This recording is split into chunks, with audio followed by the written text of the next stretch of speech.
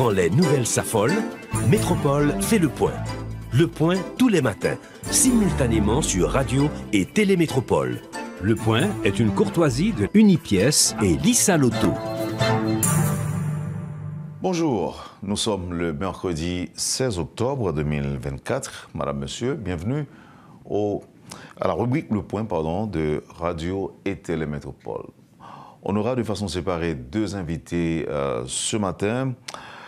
Le journaliste, le juriste et politiste Ené Val sera avec nous, ou encore est avec nous ce matin pour commenter l'actualité, mais surtout pour un focus sur sa lettre ouverte adressée au ministre de l'Éducation nationale, Augustin Antoine. Et dans un second temps, nous aurons donc à accueillir sur le plateau Carlos Victor Molin. Quant à lui, il aura à nous parler de son projet Wanga, qui sera donc lancé en hommage au père fondateur de la patrie, assassiné, comme vous le savez, le 17 octobre 1806. Donc on aura donc à commémorer cet assassinat demain, 218 ans plus tard. Accueillons notre premier invité, notre confrère, Ené Val. Très souvent, j'entends qu'on l'appelle Val. Est-ce que ça ne dérange pas si je vous appelle par votre nom? Ça ne dérange pas. Ça ne dérange pas. Alors, Val, comment ça va? Je suis très content d'avoir la possibilité d'échanger avec vous. Bonjour Wendel, bonjour aux auditeurs, aux auditrices de la radio de Télémétropole. Bonjour également aux téléspectateurs, téléspectatrices. Bonjour spécialement à mes compatriotes de Saint-Michel de la Talaye qui nous écoutent tant au niveau de la commune, mais nous, au niveau de la diaspora. Donc, c'est un plaisir pour moi d'être là et ce matin avec vous pour la première fois. L'actualité. Mais oui, justement pour la première fois. Mais comme vous l'avez dit, donc, attirer l'attention des autorités haïtiennes, ou des autorités gouvernementales, notamment le ministre de l'Éducation nationale et de la formation professionnelle, qui en tout cas porte la politique éducative pour le gouvernement. C'est un plaisir, Wendel. Vous avez des projets politiques personnels en tant que politiste? Bon. Pas nécessairement. Je n'aurais pas dû les lier, mais je vous pose la question quand même. Alors comme politiste, je comprends quelque chose. Je pense que la politique, de par sa finalité, donc c'est une activité sociale. Et à ma compréhension, chaque citoyen a un projet politique. Et j'imagine que vous rêvez... C'est pourquoi j'ai ajouté, personnel. Justement, et j'imagine que vous qui êtes là, vous rêvez une autre Haïti, une Haïti prospère, une Haïti stable, une Haïti où il y a la sécurité, où les gens peuvent facilement vaquer à leur activité, etc. Donc, j'imagine, donc en ce sens, comme Haïtien, qui rêve en Haïti, et j'ai ce rêve, Wendel, de briguer un poste électif. Et je ne garde pas la possibilité, mais ce n'est pas mon souci premier. Mon souci premier, c'est de préférence de voir une autre Haïti. Voilà. Surtout l'Haïti d'antan. Voir Saint-Michel de la Talaye, non? Oui, effectivement, une autre commune où il y a la disponibilité des services publics pour la population, l'électricité, l'éducation, les infrastructures routières et d'autres services publics. Voilà. C'est ça le projet? Oui, en gros, c'est ça le projet. Voilà. Mais vous êtes aussi juriste? Oui, je suis juriste. J'ai un master 1 en droit et je poursuis des études en sciences politiques et relations internationales. Très bien. Maintenant, pourquoi cette lettre ouverte au ministre de l'Éducation nationale? Bon, pourquoi cette lettre, Wendel? Ou encore, pourquoi formaliser cette démarche? Justement. Et je formalise cette demande, c'est parce que justement, l'école, comme institution de socialisation, est très fondamentale. L'institution de socialisation, à côté de l'Église, de la famille et de la presse, etc., c'est une institution très importante pour, si l'on veut en tout cas avoir une autre société. Si l'on veut consolider cette démocratie que nous avons, parce que jusqu'à cette présente minute, nous sommes à la phase de transition. Notre balbutiement même, on dirait. Justement. Donc, Wendell, si nous voulons consolider, stabiliser cette démocratie, l'école est une instance importante. Et donc là, vous êtes en train de nous dire que si on n'est pas instruit, on ne peut pas être démocrate. Mais bien sûr, puisque justement, pour la démocratie, non seulement a besoin, la démocratie a besoin d'une assise socio-économique pour sa consolidation, mais à côté de cette assise socio-économique, il y a aussi l'éducation, il y a l'école. Puisque donc, le citoyen ou les citoyens que l'on espère avoir pour telle ou telle société, donc écoutez, ils doivent former d'abord à l'école. Sinon, c'est difficile, puisque la situation actuelle que nous vivons, donc une situation où la démocratie est contestée, les institutions donc appelées à consolider cette démocratie donc sont contestées, c'est parce que justement, nous n'avons pas des citoyens éduqués. Puisque pour avoir une démocratie solide, on a besoin de ça, on a besoin des citoyens très éduqués. Et j'ai mentionné ça dans la correspondance, justement. On a besoin de ça. Mais à partir de quoi vous pensez que l'actuel ministre, qui est donc un ministre de transition, aura le temps qu'il faut pour refaçonner, réorienter l'éducation de manière à rendre Haïti, qui fait déjà une expérience de démocratie pendant la transition, et qu'il aura le temps qu'il faut pour donner des résultats. Dans le sens de votre... Ma préoccupation, Wendell, en adressant la correspondance au ministre, ce n'est pas en fait de lui demander, pendant son temps, de réorienter l'éducation. Donc, ma préoccupation, c'est de préférence de demander au gouvernement, spécialement au ministre de l'Éducation nationale et de la formation professionnelle, Augustin Antoine, donc de procéder à la nomination des professeurs ou des enseignants qui sont absents. Puisque ces derniers temps, avec les vagues migratoires que connaît Haïti, donc beaucoup de professeurs, bon, je pourrais dire ça, les salles de classe sont presque vides. Par exemple, à Saint-Michel-de-Latala, un cas que je connais, un cas pour lequel j'ai des données précises. Le lycée est presque dysfonctionnel. Oui, mais je pense que... Est-ce qu'on avait besoin d'une lettre pour faire savoir au ministre que les classes sont vides, faute de professeurs, et qui sont partis pour les suppléments à l'étranger?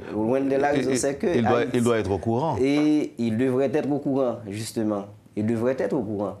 Mais Haïti, c'est un pays spécial. Il y a cette logique. La logique de Port-au-Prince comme pays, le pays en dehors. Très souvent, les autorités en fait, du pouvoir central ne sont pas au courant de ce qui se passe dans l'arrière du pays. C'est ce qui fait que Wendell, donc, comme c'est un problème d'intérêt public, un problème qui menace de saper la base de la société, et une menace alors, un problème qui menace d'entraver justement le projet de la société, et j'ai jugé bon d'attirer l'attention du ministre sur la question. Puisque je vous dis, il y a cette logique dans le pays. La logique, donc, c'est comme si au sein du pays, il y a deux pays. Il y a un pays qui c'est la capitale d'Haïti, et l'autre pays, c'est le pays en dehors. Ce sont les communes, ce sont les sections communales, ce sont les départements. Donc maintenant... Oui, mais j'allais justement vous poser la question, Val. Et les directions régionales, elles sont quand même là pour ça, pour faire savoir au ministre que les salles de classe sont vides et que les professeurs sont partis. On n'a même pas besoin de parler des directions régionales, départementales. Ici aussi à Port-au-Prince, le problème existe aussi. Il y a de nombreux professeurs, il y a des cadres qui sont partis aussi.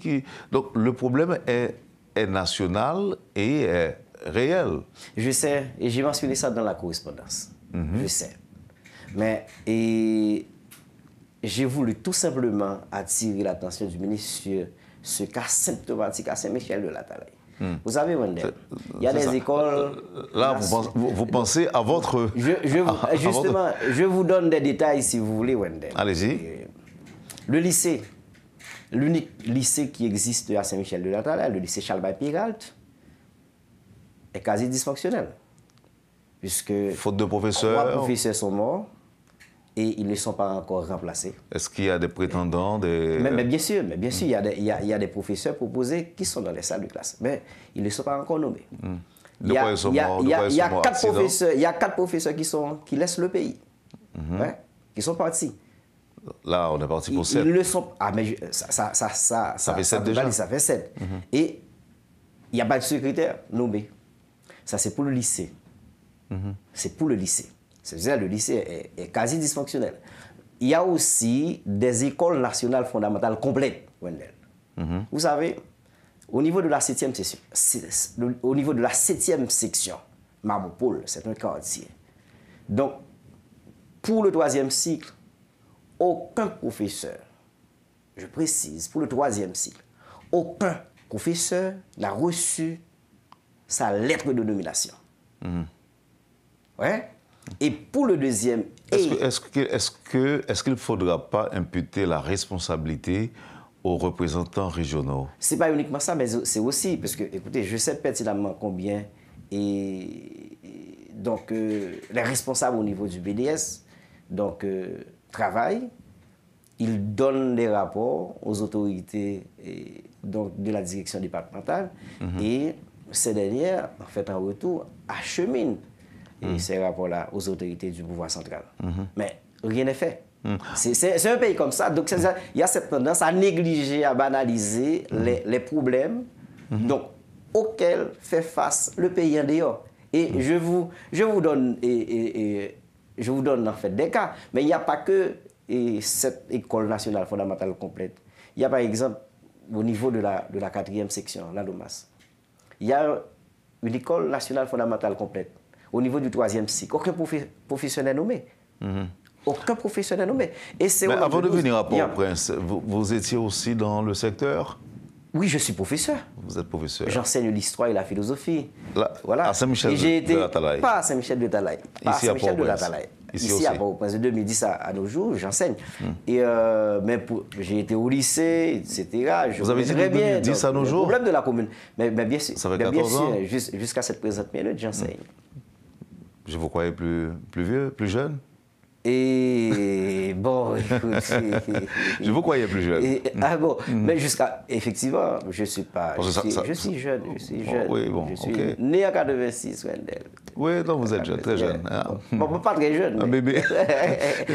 OK. Mais est-ce que vous avez adressé cette correspondance ouverte au ministre, c'était le 1er octobre. Le 1er octobre. J'ai pu voir ça sur l'accusé, l'accusé de réception. Est-ce qu'on vous a répondu? Bon, pas encore, mais ce n'est pas mon souci. Mon souci, c'était justement d'attirer l'attention du ministre sur la question. C'est un problème d'intérêt public. Parce que, donc, on ne peut pas concevoir la démocratie sans l'école. On ne peut pas concevoir le développement, la croissance économique sans l'école. C'est important. Donc, voilà. Bon, on dirait même que c'est un tout. Il faut beaucoup pour être démocrate. Mais bien sûr. C'est tellement vrai, Wendell. L'éducation n'est qu'un élément, je dirais. Oui, c'est un élément. C'est ce qui fait que j'ai dit tout au début, la démocratie pour sa consolidation et sa stabilisation a besoin d'une assise socio-économique. Et à côté de cette assise socio-économique, il y a aussi l'école qui est importante. Et c'est très important. Parce que dans le processus de socialisation, donc l'école, c'est fondamental. Voilà. C'est très fondamental. Voilà. Maintenant, l'école est nécessaire, est indispensable. Mais est-ce qu'on peut demander, par exemple, à un peuple qui, je dirais, fait face à des difficultés énormes de respecter les notions de base de la démocratie? Est-ce qu'on peut le faire? Et vous l'avez dit, Wendell, construire la démocratie nécessite un tout. Ça nécessite une base économique solide, ça nécessite, je dirais, la mobilisation des institutions de socialisation. J'ai même envie d'ajouter... Puisque Wendell, il y a une éducation, il y a beaucoup de spécialistes qui réfléchissent sur la question. Pour la démocratie, il y a une socialisation qui lui est propre. Et par exemple, si vous voulez, je peux citer une philosophe américaine. Elle s'appelle Martha Nussbaum. Donc, dans son livre intitulé Les émotions démocratiques, comment former les citoyens au XXIe siècle, elle a clairement mentionné qu'il y a une éducation. Alors, elle parle en tout cas de l'éducation démocratique. Et pour cette éducation, l'État a besoin de mobiliser ce qu'elle appelle les humanités. La littérature, la philosophie, l'histoire. Et pour notre système, le système de concentration de pouvoir ou les régimes autoritaires, il y a une autre éducation. Voilà. Et c'est pourquoi je dis souvent dans mes interventions, Wendell, on a un problème sérieux en Haïti. Le problème, c'est que jusqu'à présent, ils sont nombreux, les citoyens, qui n'ont pas cette culture politique démocratique. Et si nous voulons arriver à consolider, à stabiliser notre démocratie... Sans vouloir vous interrompre, il y a des gens qui disent que même nos politiciens n'ont pas toutes les notions de la démocratie. Mais bien sûr, Wendell, c'est vrai. C'est vrai. Ils sont les premiers dictateurs. Non, mais bien sûr. Ils ont une culture politique non démocratique. Oui. C'est ce qui fait qu'à longueur de journée, ils violent les normes, ils contestent les institutions. Les élections aussi. Mais bien sûr, les élections, c'est une attitude non démocratique. C'est parce que justement, ces dirigeants-là, ces responsables de l'État... Qui peut le leur dire?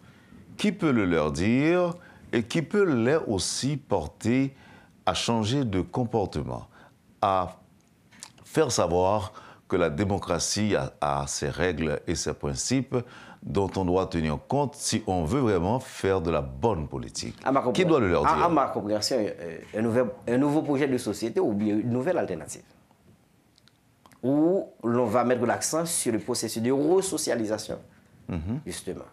Bien sûr, en mobilisant les institutions de socialisation comme l'école, la presse, l'église, les temples de vaudou, etc., etc. Voilà. Donc là, vous êtes en train de nous dire aussi que nos démocrates sont des pseudo-démocrates. Mais bien sûr. Puisqu'ils ne le sont pas. Mais bien sûr.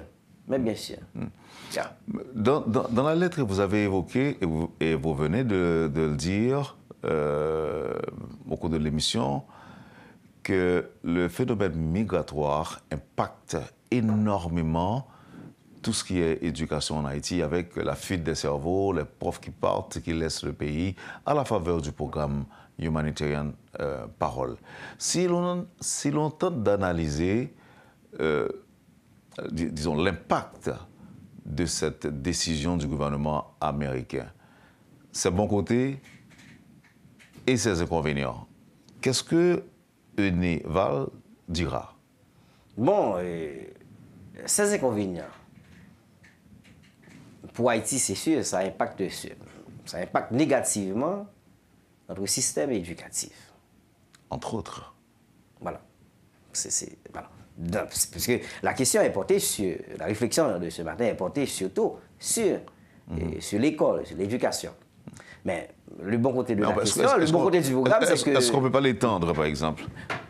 Oui. Parce que toutes les entreprises... Effectivement, j'ai mentionné ça, oui, dans la correspondance. Il n'y a pas que le système éducatif qui en est victime, Wendell. Il y a d'autres secteurs. Mais puisque... j'ai voulu demander au ministre de faire, alors, aux autorités gouvernementales, donc j'ai copié la primature, la présidence, les membres du CPT également. Donc j'ai voulu leur dire, écoutez, il y a là un problème sérieux. Il y a là donc une obligation, vu l'importance de l'école, de la construction de la démocratie, dans sa consolidation, dans sa stabilisation, dans le progrès socio-économique du pays. Ouais, vu son importance, il a une obligation de faire cette instance, ce secteur, de faire la rentrée des classes cette année. Donc une nécessité une priorité gouvernementale à côté de la sécurité, à côté de l'organisation des élections, à côté de la réforme constitutionnelle, puisque ce gouvernement de transition se fixe des priorités. Oui. Et elles sont claires.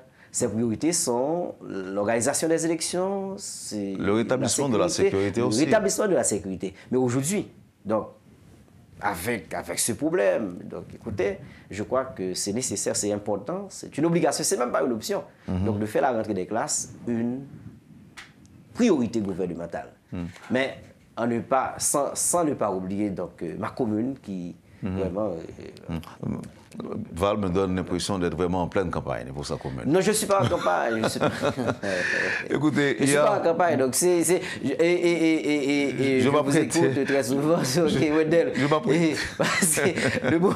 Le moment n'est pas un moment électoral, justement. Je sais. Donc, mais j'aime Saint-Michel, justement, c'est ma commune. Et voilà. Oui, autant que j'aime ma commune aussi, Jacques. Justement, alors, je suis rejoint par un auditeur à travers une question que je voulais bien poser à mon invité, Euné Val.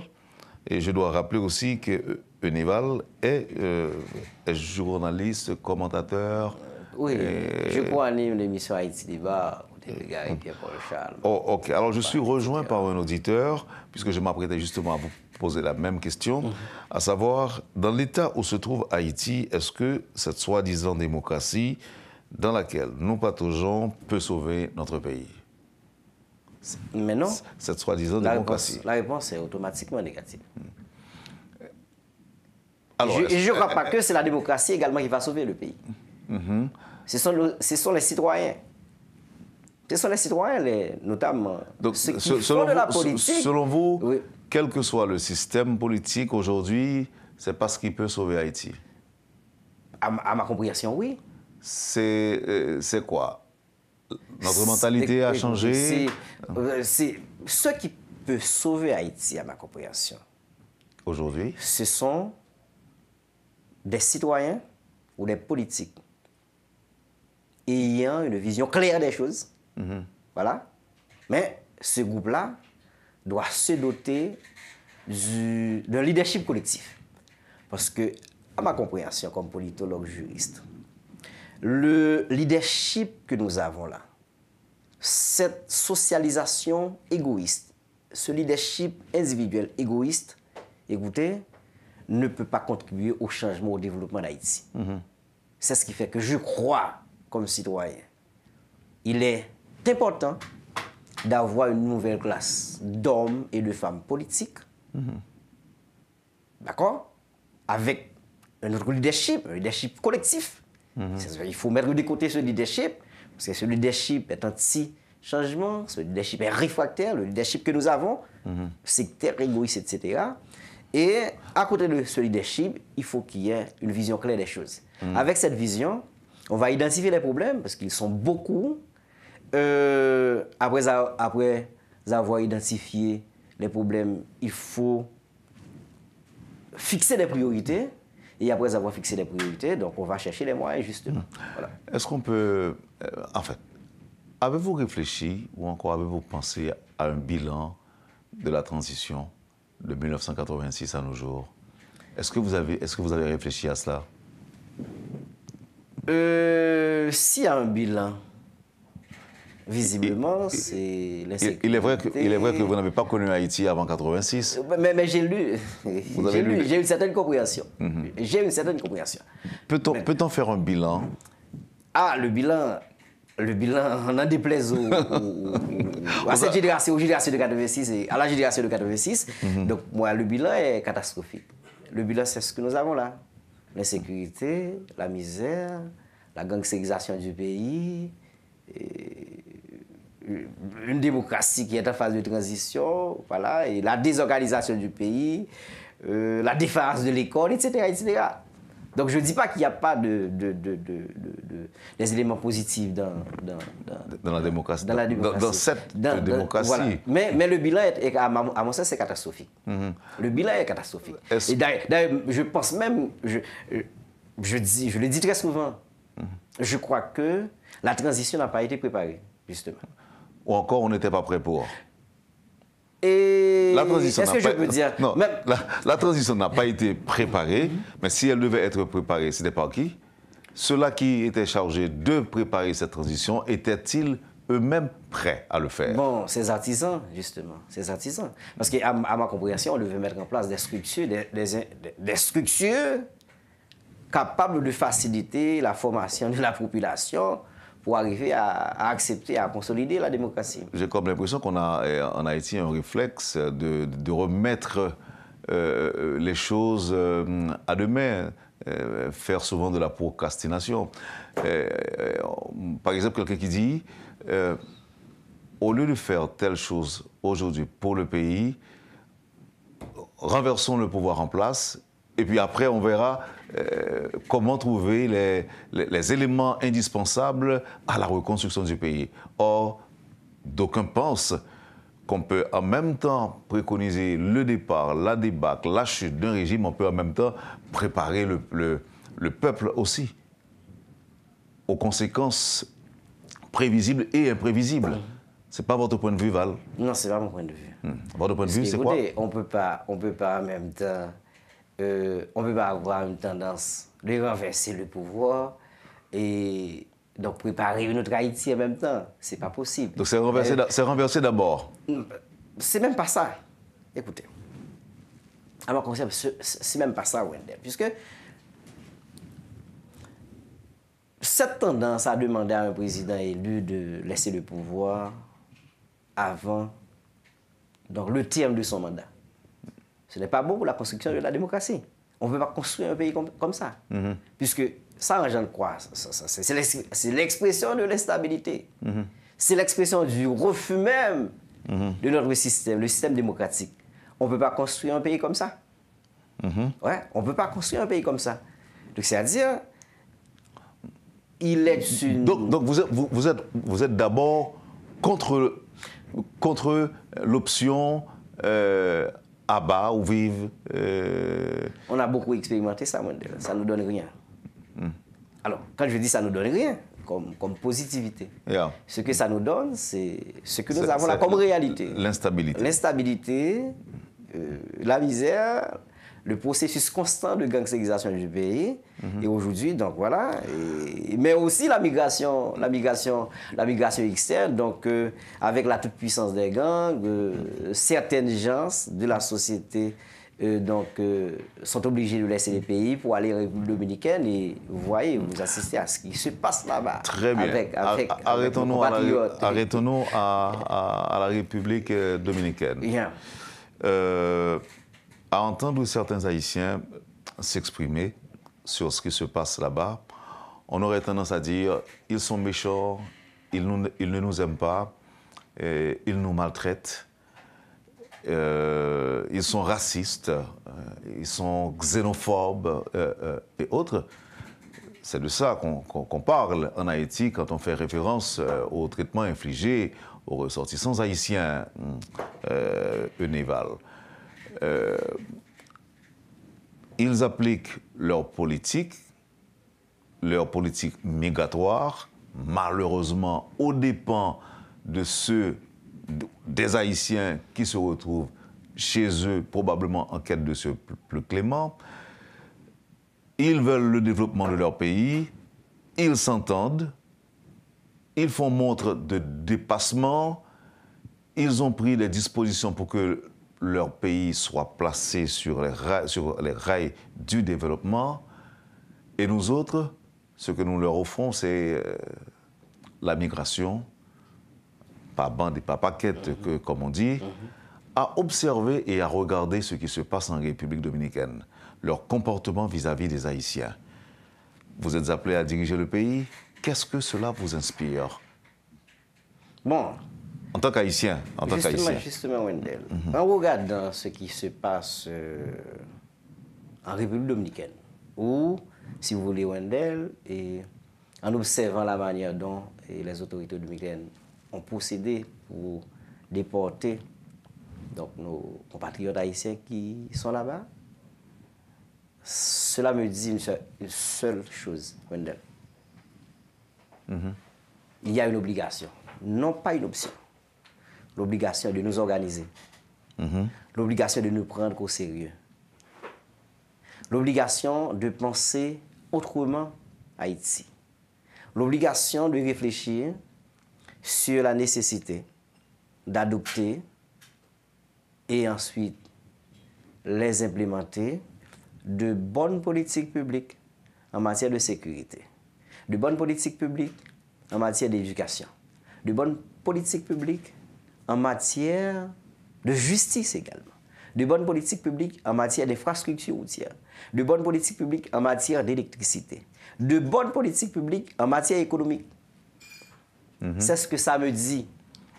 Parce que justement, ce qui arrive actuellement, à ma compréhension, la République dominicaine, ou les autorités de la République dominicaine, sans réfléchir sur les causes, sans remonter aux causes, etc. Et là, on va devoir émettre des hypothèses, parce qu'on n'a pas exactement les causes. Voilà. Et pour moi, c'est une démonstration de puissance. Les autorités dominicaines savent pertinemment que quand ils déportent des Haïtiens... Alors, une démonstration de puissance par rapport à Par Haïti. rapport à Haïti, justement. Yeah. C'est un geste, et du côté dominicain, je pense que c'est un geste inamical. Et le processus de déportation se fait en dehors du respect de la dignité humaine, en dehors des normes régissant justement la déportation. Ça se comprend. Puisque... Donc, vous êtes en train de nous dire... Et si c'est le cas, vous avez peut-être raison, ils peuvent déporter au nom de la souveraineté, ils ont le droit de le faire. Mais le problème, c'est la façon de faire. La manière, c'est ce qui fait que je dis, en dehors de la dignité humaine, en dehors du respect des normes. Mais écoutez, aucun pays ou bien aucun citoyen ne peut dicter à un pays donc la manière dont il doit concevoir sa politique migratoire. On ne peut pas le faire. Il faut que l'on soit sérieux. C'est ce qui fait que j'ai dit tout au début, aujourd'hui, il y a une obligation.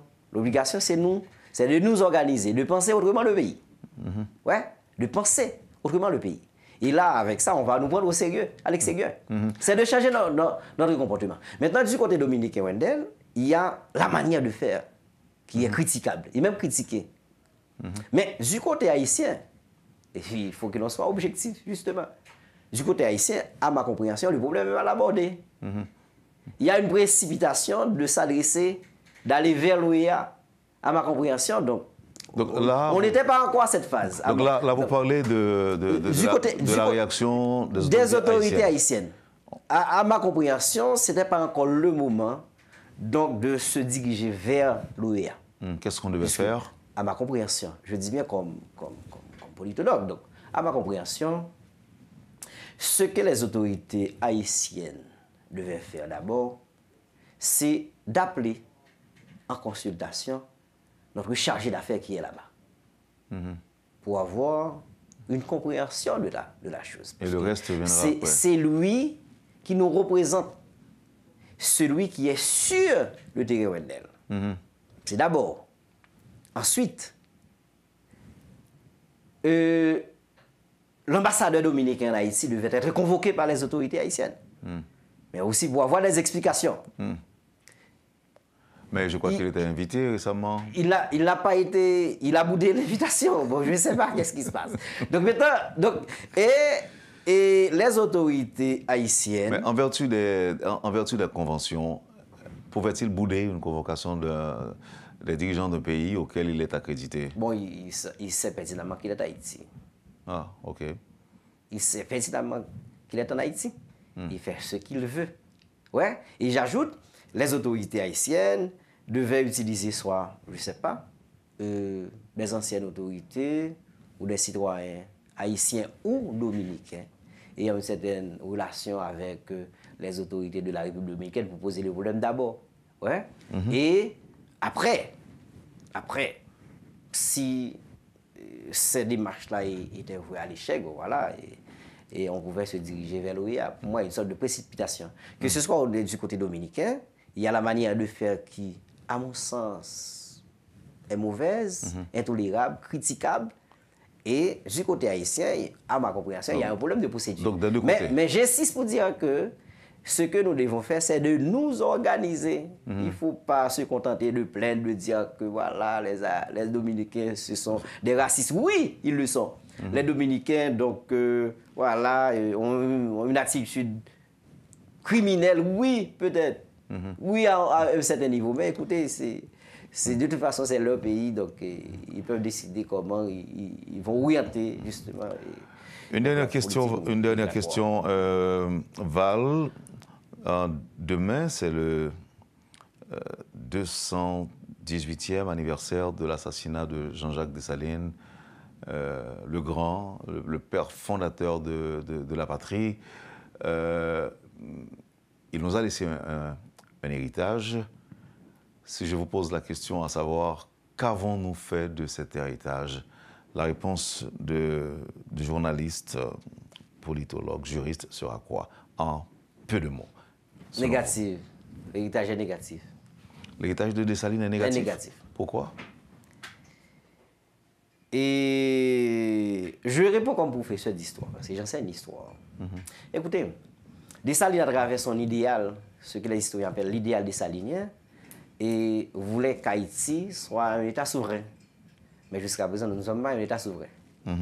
Puisque nous ne sommes pas en mesure de nous donner des lois avec toute quiétude, d'organiser des élections pour renouveler nos personnels politiques. Ouais. Nous ne sommes pas en mesure de contrôler notre espace territorial. Vous êtes en train de nous dire qu'on n'a pas su exploiter à bon escient l'héritage. Mais justement, c'est ce qui fait que je vous dis que, à mon sens, l'héritage, c'est qu'il... Alors, la question, c'est que l'héritage, c'est de manière négative. Effectivement, on n'a pas su exploiter cet héritage. Oui, mais ça ne veut pas dire que l'héritage est mauvais, non? Alors, c'est nous qui avons... L'usage que nous faisons... Que nous en faisons... Oui, est mauvais. Oui, justement. Oui, c'est ce que j'ai dit. C'est ce que j'ai dit. Et à côté de la souveraineté, Dessalines, en fait, voulait la justice sociale. Ouais. Mais aujourd'hui, ce que nous avons, ce sont les inégalités sociales. Et c'est ce qui nous donne cette violence. Ça, c'est deux. Et Dessalines voulait l'unité nationale. Écoutez, il n'y a pas d'unité. De la société haïtienne, c'est l'absence de cohésion, l'absence de solidarité, l'absence d'empathie. C'est le déni de l'autre, etc. Voilà, un pays divisé.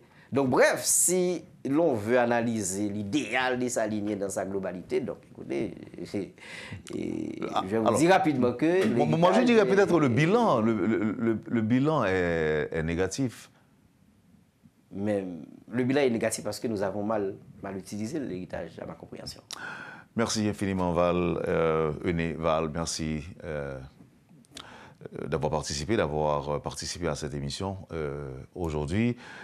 J'apprends beaucoup de mon jeune confrère et ça fait plaisir. Merci, Wendell, et c'est un plaisir d'être avec vous. Et à la prochaine.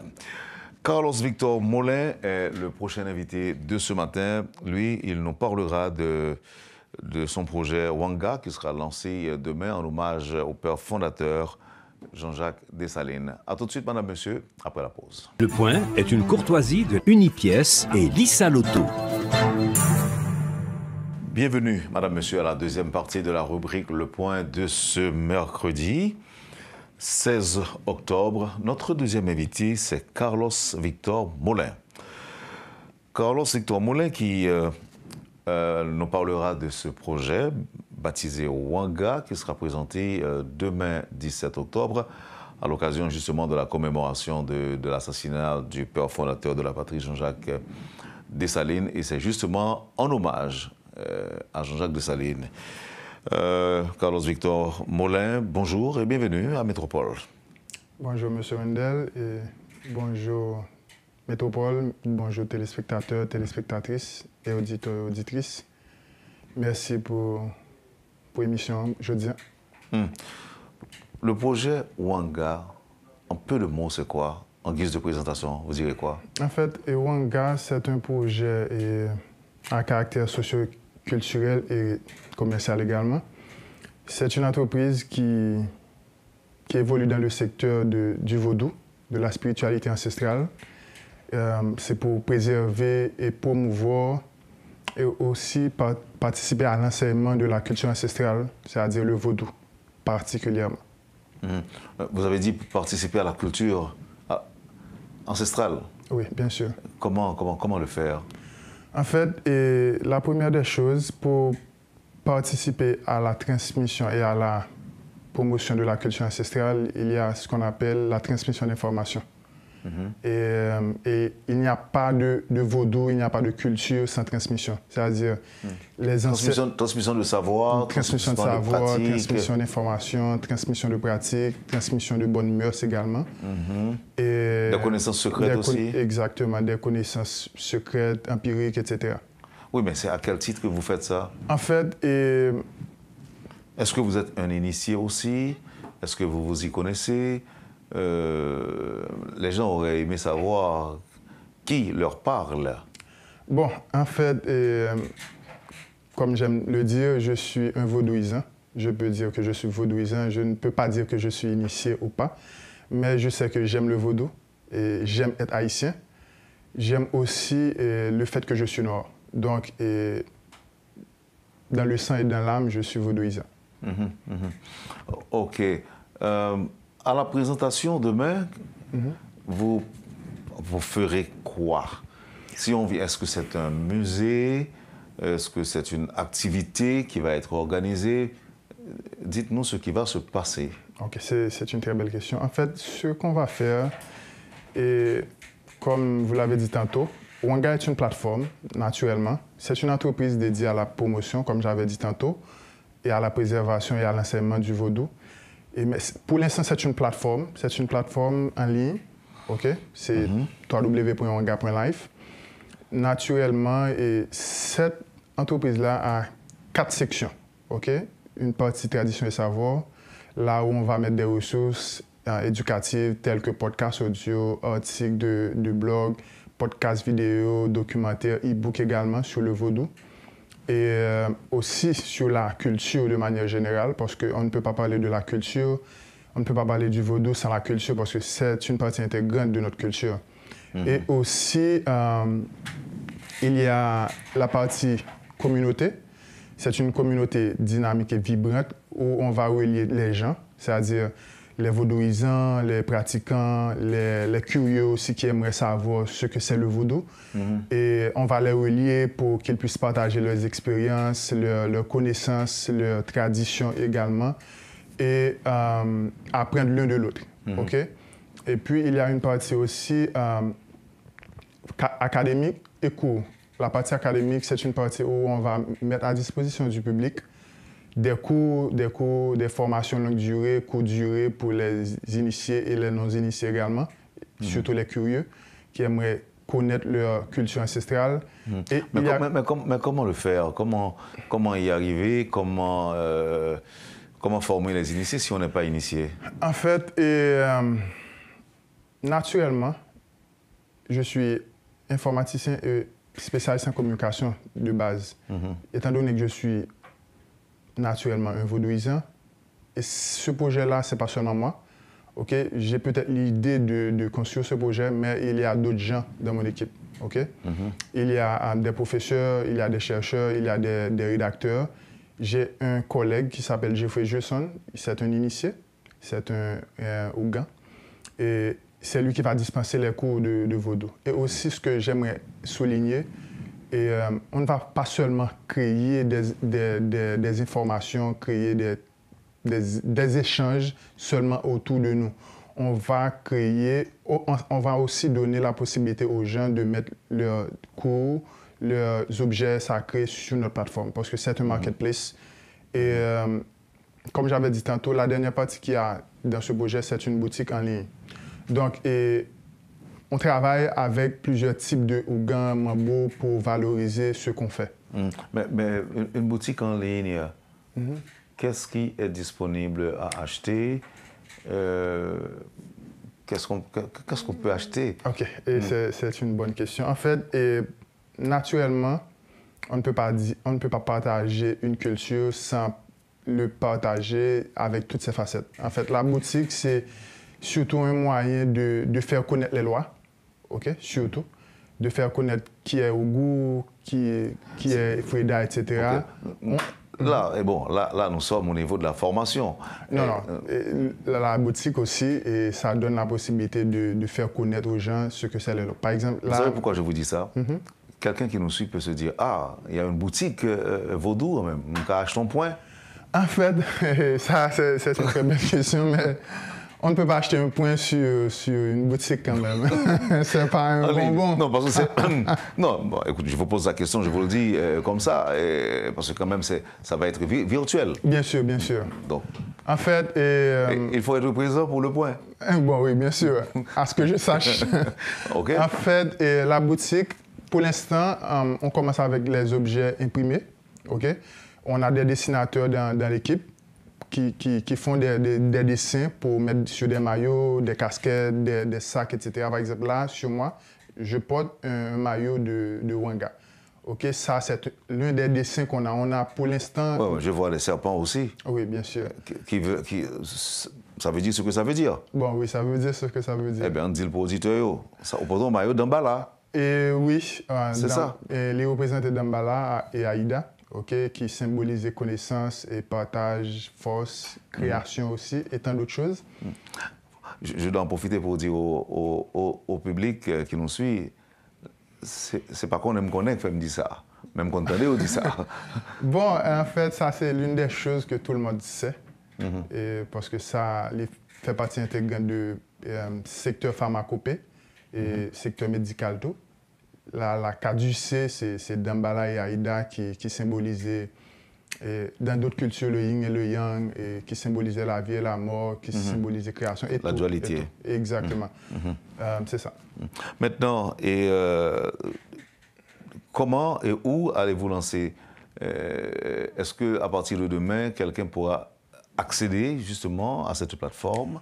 Ou bien est-ce que vous prévoyez une activité, une cérémonie, quelque part à Port-au-Prince pour lancer Wanga? OK. En fait, la plateforme sera en ligne demain. Et comme vous avez dit tantôt, le 17 octobre, c'est en commémoration, et je n'aime pas dire la mort, mais je dirais la vie de Dessalines, de notre empereur, père fondateur. En fait, la plateforme... Non, pour la vie, on avait le temps de le faire le 20 septembre dernier. En fait, dans le vaudou, quand on est mort, on n'est pas vraiment mort, on est jambé, comme on dit. Et n'aller pour nous retourner encore sur l'autre forme. Oui, mais il y a quelqu'un qui dit ça, c'est pas lié. Et bon, quand même, yo là. Et la plateforme sera en ligne dès demain, mais aussi, on laisse l'ouverture officielle pour la fin de l'année. Mais ce que j'aimerais ajouter, on sera à une activité, une foire, qui s'appelle Éveil spirituel, et qui se fera à l'hôtel Caribé, le 19 et 20. Je participerai le 17, 18, 19 et 20 aussi, surtout pour l'activité et à l'honneur de l'empereur avec l'éveil. Question d'une auditrice. Il y a toujours eu des gens qui ont des points pour avoir de l'argent, mais ce sont souvent des Ougans qui donnent ces points. Et ces Ougans aussi donnent des points aux bandits. Ne font-ils pas partie de notre insécurité aujourd'hui? Et bon, c'est une question très classique. Et en fait, ce que j'aimerais dire, je ne vais pas trop tarder sur cette question-là, parce que en pile monde toujours après répondre à une question ça. Seul Sam a dit, le vaudou, c'est la vie, le vaudou, c'est la dualité. Par exemple, une question bien simple. Le vaudou, c'est comme un outil, comme un couteau. Tu peux faire du bien avec et tu peux faire du mal avec. Donc, si tu fais cuire un bon poulet avec un couteau, comme ça, tu peux tuer quelqu'un avec le couteau. Donc, c'est que mon nom qui on tue la poule aussi avec le même couteau? Bon, bien sûr. C'est un mal pour un bien. Et donc, le vaudou, c'est juste un outil. Donc, c'est à toi de juger qu'est-ce que tu vas faire avec. La même auditrice poursuit en disant que on gagne ça au bail point pour que le monde ne pas prenne balle. Ou quoi dans ça? Est-ce qu'on croit que ça a servi qu'à faut pas prendre balle? Eh oui, je crois. Et on gagne pas seulement bail point pour pas prendre balle, pas bail point à bandit tout, faut dire tout, on gagne bail protection tout. Yo bo sou malade, yo guéri ou, si yo bon coup de pièce, yo guéri ou. Et si ou gon déficience quelconque avec la nati, avec feuille qui nan bois, yo ka guéri ou. Donc, yo toujours parlé du mal, seulement du vaudou, mais on oublie cette partie qui est bonne. De toute façon, mal pas rien l'autre. Non, mal était mal. Bon, mal était mal. D'accord. Bien sûr. Moi-même, dans le cadre de travail, comme notion de base, notion préliminaire même, quand tout va bien, quand tout va bien, tout va Bon, bien. tout va bien. Pas de nouvelles, pas de nouvelles Oui, là-dedans. pas de nouvelles. Faut que son mal qui fait Pour parler de lui. Oui, no news, good news. Donc, good news. Yeah. Donc, c'est comme ça. Et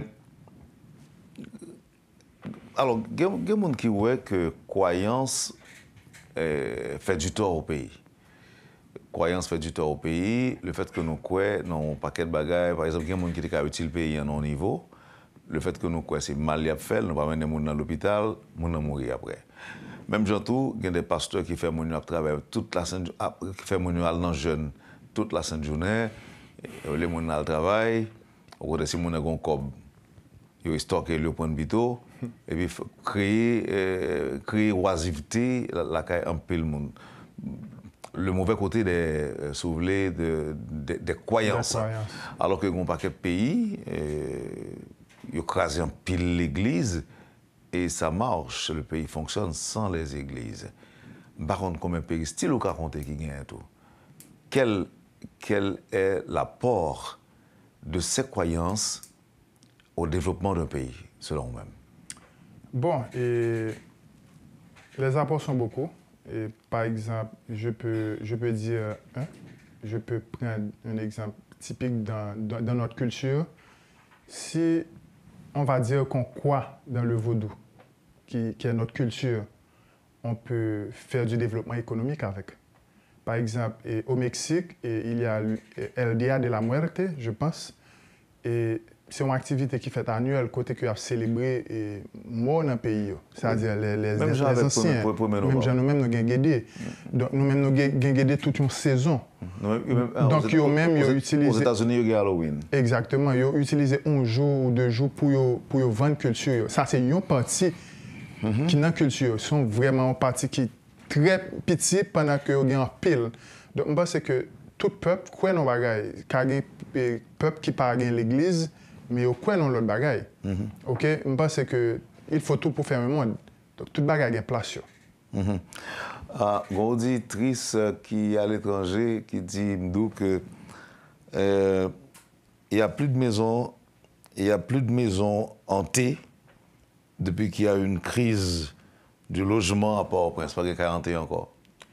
Bon, on va pas répondre à qui comme ça.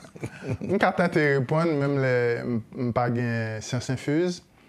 Et maison hantée, en même temps, une réalité, en même temps, un mythe. OK? Une maison hantée, au cas déhanté, quand même. Tout ça fait au cas reverse. Donc, il y a des bagages pour faire pour retirer des mauvais noms dans la maison, quand même. Il y a des gens qui disent mauvais noms dans le cas de la sur. Ça va dépendre. Si vous n'avez pas de protection, oui, ça va rentrer sur soi, mais si vous avez de protection... Et comment savoir qu'on a de la protection? Bon, en faisant des tests. En faisant des tests. Pour savoir si on attrape on fait un test. Oui. En fait, c'est une plaisanterie, mais on va savoir si on est protégé ou pas. Maintenant, revenons à Wanga. Pour qui ça, on écrit Wanga avec W-A-N-G-A? En fait, Wanga a plusieurs connotations. Première connotation que il y a dans la culture panois, culture haïtienne, Wanga veut dire acte de charme, acte de protection. C'est un mot qui est sorti dans King Congo, dans la King Congo, qui veut dire que protéger, faire bien, faire belle bagaille dans la culture ancestrale vaudou. Donc, Wanga, et même les en créole, nous faisons appropriation de l'étau, mais il existait en Afrique, côté que les veut dire tout ça là. OK. Donc, là, on dit, excuse-moi, et quand on disait, les gens disaient toujours que nous allons faire Wanga. Automatiquement, on dit qu'on va faire Wanga, on va faire un acte de magie pour le faire bien Mais en pile fois, ils vont dire, ils vont faire mal, ils vont pas dire Wanga, ils vont plus qu'on dit Mazanza ou bien Zoka dans l'autre culture africaine. Qui est ce monde qui fait partie de Wanga? En fait, alors, dans le cadre de projet, qui est ce monde qui est là? Dans le cadre de projet, nous avons plusieurs mondes. Nous avons Jeffrey Johnson, qui est professeur et il enseigne vaudou. Nous avons Fernando Jocelyn, qui est illustrateur, il crée des dessins. Et puis, moi, j'ai équipe tout accolade création, qui sont agence de communication et marketing que je gère. Toute équipe agence ça travaille sur le projet Wanga. Est-ce que vous passez dans l'école, professeur? Oui, moi, je suis formation vaudou. En fait, toujours dans la formation, mais je suis une formation pendant 1 an. Et sur vaudou, une formation en ligne, ensemble avec lui de manière directe. Qu'est-ce que ça implique, une formation sur vaudou? En fait, quand on prend une formation sur le vaudou, ça veut dire quoi? En fait, tu es à la recherche, on va chercher une histoire, on va chercher une historique vaudou, on va apprendre qui est les ancêtres, qui ça vaudouiller, qui ça vaudou fait. Mais pratique, oui, on fait pratique tout en même temps. C'est une question d'expérience. Et quand on fait vaudou, c'est un début, mais pas un fin vraiment. C'est toute la vie qu'on fait du vaudou. Parce que si vous avez un problème, je vous aide, je fais du vaudou. Donc, je vous aide, je partage, je fais la transmission, etc. Alors, nous pas fini. Qu'est-ce que ça fait que il y a des gens, depuis qu'on parle de vaudou, ils seulement parlent de bon côté vaudouard. Bien qu'on t'ait parlé tout à l'heure de dualité et de qui ça encore. Mais c'est comme si il y a des gens que je peux recevoir là. C'est comme si, nous tellement dit son bon bagage. Pas un mauvais bagage qui existait. La dernière, c'est comme si nous avons supposé tout que chemise, que version. Et puis pour m'aller, m'a dit que moi initié tellement représenter son bon bagage. Mais au fond, je crois que pas rien qui est parfait. Oh, c'est pas initié pour me dire non, pour moi le kanzo. Bon, en fait, on fait de l'initiation aussi dans le vaudou. Donc, tout ça commence. Kanzo, c'est pas l'initiation. En fait, oui, selon ça, un peu le vaudou, ils ont dit oui, leur initié dans le vaudou, c'est commencer à retrouver. L'initiation, c'est une forme de baptême lié, mais naturellement, c'est dans vaudou d'initiation. Nous allons finir. Donc, c'est demain le lancement qui a impliqué qui ça? Oui, et demain, lancement, et automatiquement, plateforme n'a ouvert, on a vérifier quelques articles, quelques ressources que nous gagnons. Et puis aussi, toutes les ressources sont pratiquement disponibles. Il y a 2 que nous toujours travaillons sur pour sortir à point. C'est l'espace cours, c'est-à-dire l'espace académique, et aussi l'espace e-book. Parce que si on fait transmission d'informations, il faut que toute bagage soit claire et précise. Mais tout reste espace disponible. Et il y a aussi un espace dédié aux dons. Et si il y a un monde qui veut participer dans son affaire comme travail, il y a faire. Bon auditeur qui dit pour moi, est-ce qu'on connaît ça? Mettez non mis dans une bouteille, ça veut dire quoi? Bon, en fait, il y a un peu de bagages que moi levé attendais parce que je suis né dans une famille vaudouisante et catholique. Et je m'entendais à parler, mais beaucoup de gens me vivent. Pour expérimenter. Femme, on va te connaître des zombies là, Kayoto? Non, malheureusement. Ou dit malheureusement? Non. Vous décidez ça alors? Non, qui ça Dessalines nous représente pour vous? Bon, Dessalines, moi, je dis empereur Jean-Jacques Dessalines, il représente un paquet de bagages pour nous. Moi-même, comme haïtien et noir, il représente papa, il représente les ancêtres, il représente les gens qui libèrent noir, le peuple noir, et dans les colonisateurs. Donc, Dessalines, c'est comme si on t'a dit un Dieu, bien que pas un Dieu dans vaudou, on t'a dit son Dieu pour papa, tout le peuple noir. C'est ça Dessalines représente pour nous. OK. Est-ce que d'après vous-même, nous bien utilisé l'héritage qui était pour nous? En fait, je ne suis pas quelqu'un qui s'assoit sur les mauvaises choses seulement. Il y a de bonnes choses qui sont faites, mais tellement minimes, il ne pas paraître. Par exemple, moi-même, je fais du bien chaque jour. Je dis, dans milliers d'habitants que nous avons, non, il n'est pas utilisé à bon escient. Mais il y a des gens entre nous qui ont tenté de travailler jour et nuit pour pour utiliser la bonne escient. Par exemple, moi-même, pour un projet, bien que j'ai l'autre qui a un projet similaire, et m'entrer dans une dynamique côté que ma façon pour me partager et transmettre information avec connaissance. Donc là, tout ça a à voir avec des salines. Donc je pense que chacun de nous fait partie par eux, même s'il n'est pas pareil en pile, mais nous faisons. Merci beaucoup. Nous sommes contents de recevoir matin, rencontrer les connaissances, apprendre, entendre une autre parole. Merci Wendell parce que vous avez fait participer à l'émission matin et merci à toute l'équipe et Radio et Télé Métropole. Et si vous permettez, moi, je vais dire 2-3 mots. Et rapidement, je vais dire que nous, chacun de nous, c'est haïtien. Et chacun de nous, nous avons vaudou qui a sommeillé la canne. Nous avons des refusés à apprendre et accepter. Mais même le papillon vaudouisant, on a fait recherche sur soyer et côté sorti. Donc, le projet, ça, justement, il est fait pour ça, pour les accompagner. Il y a des ressources gratuites et des ressources payantes. Donc, pour nous toujours continuer à bouger, il faut que nous rentrions et un moyen pour nous subvenir avec une série de besoins. Donc, suivre Wanga sur tous les réseaux. Et le site web principal, là, c'est www.wanga.life, comme en anglais. Et je dis nous merci parce que nous t'attendons, merci parce que Wendell t'a reçu là, je dis. C'était, madame, monsieur, la rubrique Le Point de Radio et Télémétropole de ce mercredi 16 octobre 2024. Merci de nous avoir suivis. Passez une bonne journée avec Métropole et à vendredi prochain. Quand les nouvelles s'affolent, Métropole fait le point. Le point tous les matins, simultanément sur Radio et Télémétropole. Le Point est une courtoisie de Unipièce et Lisa Loto.